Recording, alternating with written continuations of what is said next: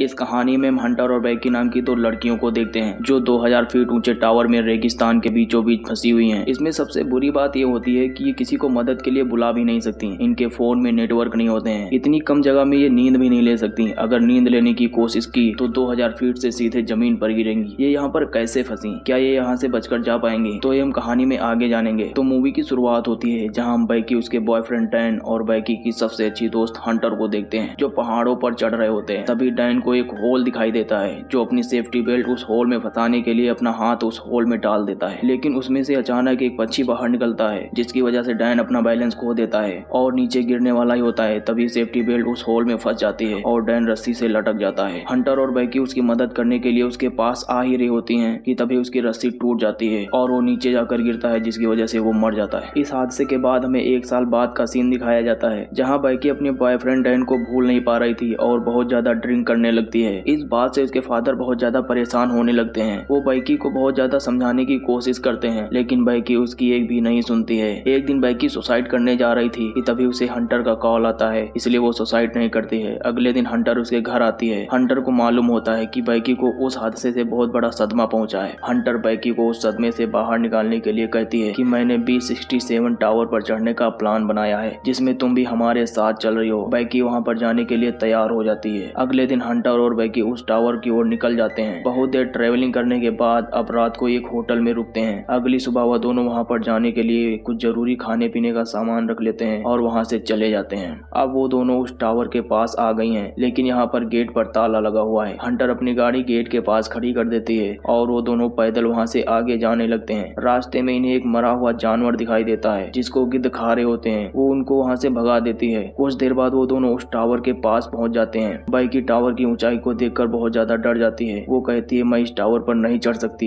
Hunter के बहुत ज्यादा मनाने पर बैकी उस टावर पर चढ़ने के लिए तैयार हो जाती है और वो दोनों टावर पर चढ़ने लगते हैं। यहाँ पर हम देखते हैं कि ये टावर बहुत ज्यादा पुराना हो चुका है। इसकी सीढ़ियां भी कमजोर हो गई हैं और वो नट बोल्ट भी ढीले हो गए हैं। कुछ ऊंचाई पर चढ़ने के बाद बैकी के हाथ से सीढ़ी का एक डंडा टूटकर नीचे गिर जाता है और बैकी नीचे गिरने से बच जाती है। अब ये लोग 1000 फीट यानी कि टावर की आधी ऊंचाई पर चढ़ चुके हैं। बैकी और हंटर कुछ देर यहाँ पर आराम करती हैं। फिर से हंटर और बैकी उस पर चढ़ना जारी रखते हैं। जैसे जैसे ये दोनों टावर की ऊंचाई पर चढ़ते जा रहे थे हवा का प्रेशर बढ़ता जा रहा था। बैकी बहुत ज्यादा डरने लगती है। वो हंटर से कहती है हमें नीचे वापस जाना चाहिए, लेकिन हंटर कहती है बस थोड़ी दूर और हम टावर के टॉप पर पहुंचने वाले हैं। तेज हवा के कारण सीढ़ियां हिल रही थी और उसके नट बोल्ट ढीले होते जा रहे थे, लेकिन हंटर और बैकी इस चीज से अनजान होते हैं। अब वो दोनों टावर की ऊंचाई पर पहुंच जाती हैं और दोनों बहुत ज्यादा खुश होते हैं। हंटर फोटो क्लिक करती है और ड्रोन उड़ाकर वो वीडियो बनाती है। हंटर टावर से नीचे लटक कर फोटो क्लिक करवाती है और बैकी से भी ऐसा करने के लिए कहती है। हंटर बैकी का हाथ पकड़कर उसकी फोटो क्लिक करती है। बहुत देर तक उस टावर पर एंजॉय करने के बाद वो दोनों नीचे जाने का फैसला करते हैं और सेफ्टी बेल्ट एक दूसरे से कनेक्ट करके नीचे जाने लगती हैं। जैसे ही बैकी पहला कदम नीचे रखती है सीढ़ी टूटने लगती है क्योंकि उसके बोल्ट पहले से ही नीचे गिर चुके थे। बैकी रस्सी से नीचे लटक जाती है। हंटर किसी तरह से उसे ऊपर खींच लेती है। इस तरह बैकी मौत के कुएं से वापस आ जाती है। अब ये दोनों यहाँ पर बहुत बुरी तरह से फंस चुके हैं। इनके खाने पीने का सामान भी नीचे डिश पर फंसा हुआ है। इनके फोन में नेटवर्क भी नहीं होते हैं। यहाँ बैकी और हंटर को एक इमरजेंसी बॉक्स मिलता है जिसे खोलने पर उन्हें दूरबीन और एक फ्लेयर गन मिलती है, लेकिन ये उनके किसी काम की नहीं है। बैकी बहुत ज्यादा परेशान होने लगती है, लेकिन हंटर उसे कहती है चिंता करने की कोई बात नहीं है। सीढ़ियों की टूटने की आवाज सुनकर कोई न कोई हमारी मदद करने जरूर आएगा और हमें थोड़ी देर इंतजार करना चाहिए। अब 10 घंटे बीत चुके हैं लेकिन वहाँ पर कोई नहीं आता है। तभी हंटर दूरबीन से एक गाड़ी खड़ी देखती है, लेकिन उस गाड़ी के आसपास कोई दिखाई नहीं देता है। तभी उसे एक आइडिया आता है। वो कहती है क्यों ना हम अपने फोन में एक मैसेज टाइप करके रस्सी से लटकाएं, हो सकता है कि नीचे नेटवर्क आ जाए और हमारा मैसेज सेंड हो जाए। वो दोनों ऐसा ही करती हैं। फोन को एक रस्सी की मदद से नीचे लटका देती हैं। उसे और ज्यादा नीचे ले जाने के लिए वो खुद भी लटक जाती है, लेकिन मैसेज सेंड नहीं होता है। बैकी कहती है हमें पता है नीचे जमीन पर नेटवर्क जरूर होंगे, क्यों ना हम अपने फोन को जमीन पर फेंक दें। हंटर जूते के अंदर अपना फोन डालकर नीचे फेंक देती है। कुछ देर बाद वो दूरबीन से देखती है तो उन्हें नीचे जमीन पर एक आदमी और उसका एक डॉगी दिखाई देता है। वो ऊपर से आवाज लगाती हैं, लेकिन इतनी ज्यादा ऊंचाई होने की वजह से उसकी आवाज नीचे नहीं पहुंच पाती है। तभी बैकी अपना जूता फेंकती है, लेकिन वो आदमी फोन पर किसी से बात कर रहा होता है, इसलिए वो ध्यान नहीं देता है। अब बैकी अपना दूसरा जूता भी फेंक देती है। वो जूता उसके पास जाकर गिरता है। वो आदमी उसे उठाकर अपने आसपास देखने लगता है, लेकिन उसे कोई नजर नहीं आता है और उस जूते को वहीं पर फेंक कर अपने डॉगी के साथ वहाँ से चला जाता है। बैकी और हंटर बहुत ज्यादा उदास हो जाती हैं। अब धीरे धीरे अंधेरा होने लगता है। तभी हंटर को उस गाड़ी में कुछ लोग दिखाई देते हैं। हंटर बैकी से कहती है, जल्दी से फ्लेयर गन छोड़ो, यही हमारे पास लास्ट चांस है। फ्लेयर गन को वो आदमी देख लेता है। हंटर और बैकी अपने फोन की टॉर्च जलाकर उसे हाथ हिलाते हुए मदद के लिए इशारा करती हैं। इसके बाद हम देखते हैं कि वो दोनों आदमी हंटर की गाड़ी के पास आते हैं। ये देखकर हंटर और बैकी बहुत ज्यादा खुश हो जाती है। इधर ये आदमी उसकी मदद करने की बजाय उसकी कार को चुरा कर वहाँ से भाग जाते हैं। अब ये दोनों बहुत ज्यादा दुखी होती हैं, क्योंकि उनके पास मदद मांगने का अब कोई रास्ता नहीं था। धीरे धीरे आधी रात बीत चुकी है। उन दोनों को नींद भी लग रही है, लेकिन वहाँ पर जगह बहुत कम है। दोनों बैठी होती हैं। तभी हंटर को अचानक नींद आ जाती है। वो नीचे गिरने वाली होती है। तभी बैकी उसका हाथ पकड़ लेती है। यहाँ हमें एक और चीज का पता चलता है कि बैकी का बॉयफ्रेंड डैन हमेशा बैकी को आई लव यू बोलने के लिए 143 कोड का ही इस्तेमाल करता था और बैकी हंटर के पैर में 143 लिखा हुआ देखती है।